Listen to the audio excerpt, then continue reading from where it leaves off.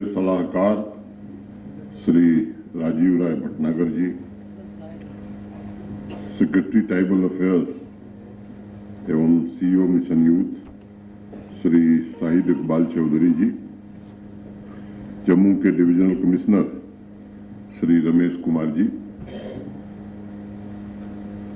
DC Jammu Avni Lavasa ji, tribal affair department के director और सभी अधिकारी, आदिवासी समुदाय के सभी गणमान्य विभूतियां, देवियों, सज्जनों और मित्रों, जनजातीय गौरव दिवस के अवसर पर मैं महान स्वतंत्रता संग्राम सेनानी भगवान बिरसा मुंडा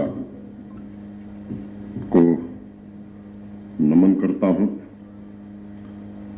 और आप सबको इसकी शुभकामनाएं भी देता हूं। आदिवासी समुदाय की यहां उपस्थित हस्तियों का भी अभिनंदन करता हूं। इस पवित्र अवसर पर पूरे देश के आदिवासी समुदाय की विरासत, स्वतंत्रता आंदोलन और राष्ट्र निर्माण में उनके अभूतपूर्व योगदान को गौरव के साथ याद किया जा रहा है। आजादी के इस अमृत कालखंड में जम्मू कश्मीर का आदिवासी समुदाय एक नई ऊर्जा, नए संकल्प के साथ तरक्की के रास्ते पर आगे बढ़ रहा है। मैं भगवान बिरसा मुंडा, रानी दुर्गावती, रघुनाथ साह, तात्या भील, भीमा नायक, मुंडे बाई एवं जम्मू कश्मीर के ट्राइबल समुदाय की महान विभूतियों को सत सत नमन करता हूं तथा राष्ट्र निर्माण में उनके योगदान के प्रति हृदय से आभार व्यक्त करता हूं। साथियों, मैं मानता हूं कि इस देश की पहचान, इसकी संस्कृति को समृद्ध करने में सबसे बड़ा योगदान अगर किसी का है तो हमारे ट्राइबल समुदाय का है। गत वर्ष भगवान बिरसा मुंडा की जन्म जयंती को जनजातीय गौरव दिवस के रूप में मनाने का निर्णय भारत के यशस्वी प्रधानमंत्री आदरणीय नरेंद्र मोदी जी ने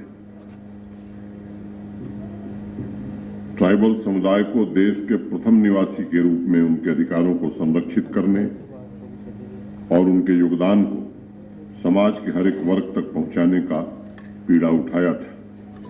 मैं समझता हूं उज्जवल भविष्य का निर्माण करने के लिए इतिहास का ज्ञान बहुत आवश्यक होता है। आज के समाज के अनेक वर्ग ऐसे हैं जिन्हें देश के स्वाधीनता आंदोलन में भाग लेने वाले चंद नाम ही याद है। नई पीढ़ी का ज्ञान भी उस इतिहास से कटा हुआ है।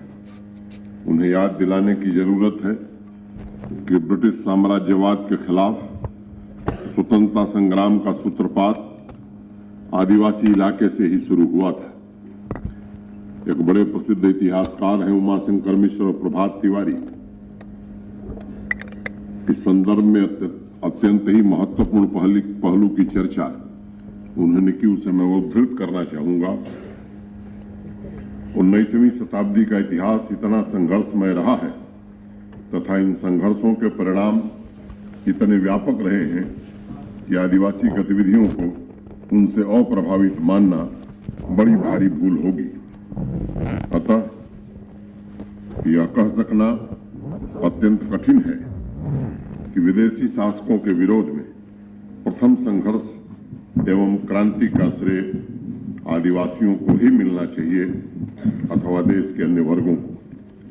इसमें कोई संदेह नहीं है कि सन 1895 में संथाल विद्रोह से 1855 में संथाल विद्रोह से और सन 1857 में हुई राष्ट्रीय क्रांति के नायकों ने अवश्य प्रोत्साहन प्राप्त किया होगा।